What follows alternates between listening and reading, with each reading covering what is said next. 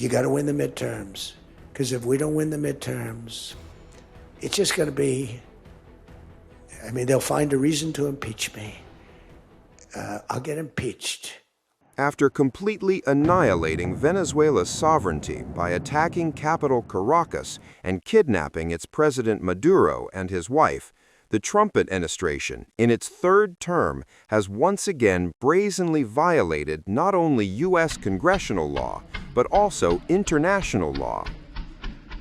It has also surfaced that apparently Donald Trump did not seek U.S. Congress's permission before invading Venezuela. None of us should want this president or any president taking our sons and daughters to war without notice, consultation, debate, and vote in Congress. The president is openly signaling a long-term military and financial commitment abroad with no authorization, with no plan. Another endless war. Now, this wasn't just a procedural vote. It's a clear rejection of the idea that one person can unilaterally send American sons and daughters into harm's way without Congress, without debate.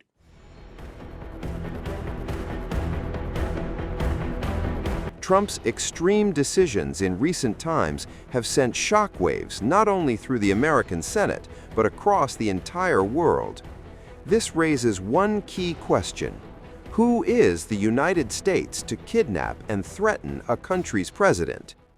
Trump administration is actually behaving like a colonial power.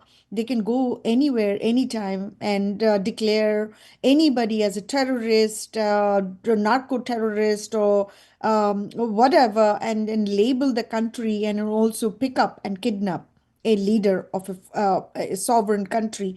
At this point of time, it's looking like as if no other country matters for America. America is the dictator. America is the decider. America defines America rules.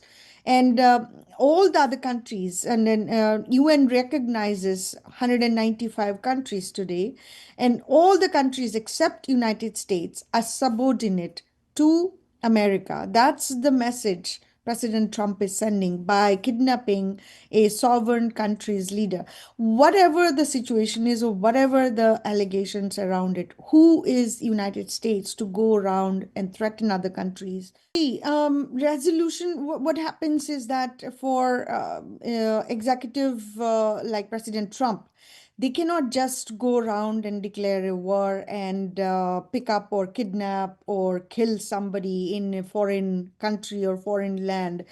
And they have to come to the Congress and get approval, which is the process was not followed by President Trump. And the reason it was not followed is because President Trump and his executive branch and his administration thinks that he doesn't need to take a permission from anybody. He can just do whatever he... In per our constitution, President Trump was supposed to take approval from for the war against the Venezuelans and Venezuelan government, which didn't happen. And that's exactly why they are trying to gain momentum. I'm not sure whether they are going to be able to do anything at this point of time, because today I've heard our speaker, Mike Johnson, said we are not at war and this was not a war. So we'll see how this works. But at the end of the day, this House is still led by Republicans. So nothing is going to happen until the midterm. 2026, this year, we have midterm election in November. And that's when I think, based on whatever we have seen in the last 1 year, the aggressiveness, the erratic nature of foreign policy we have witnessed, and the threats and the bullying and terror that we have witnessed around the literally in every country today, I think Democrats are going to utilize this politically and capture the House again in 2026. And that's when it is going to really take shape, because House is the only one who can impeach. And depending on what happens in the Senate, then it will be determined whether he is actually convicted or not.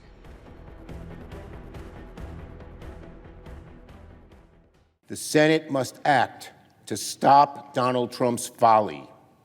Today, the Senate must assert the authority given to it in the Constitution on matters of war and peace. And we must send Donald Trump a clear message on behalf of the American people: no more endless wars. If Trump gets impeached this time, it would be the third time, following the impeachments in 2019 and 2021. The possible reason that Democrats are eyeing to impeach Trump is the War Powers Resolution. The yeas are 52, the nays are 47. The motion is agreed to. The joint resolution will be placed on the calendar.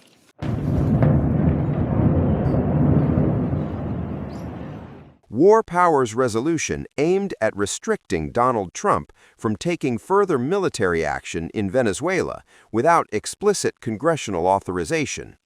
This measure was sponsored by Senator Tim Kaine.